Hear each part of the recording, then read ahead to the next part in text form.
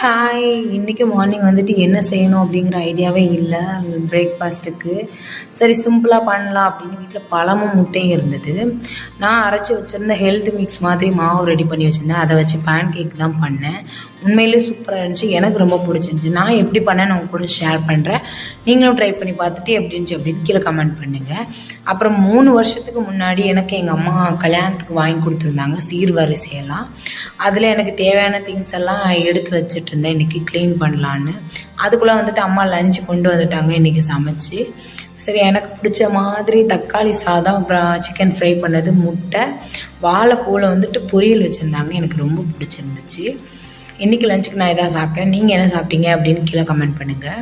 அப்புறம் வந்துட்டு பாசிப்பயிறு வந்து ஊற வச்சுருந்தேன். ஈவினிங் ஸ்நாக் மாதிரி சாப்பிட்லாம் அப்படின்னு அதையும் வேக வச்சுட்டு கிச்சன்லாம் க்ளீன் பண்ணிகிட்டு இருந்தேன். அப்புறம் இந்த பேஸ்கெட் வந்து ஃப்ரூட் பேஸ்கெட் மாதிரி நான் யூஸ் பண்ணிக்கிட்டேன்.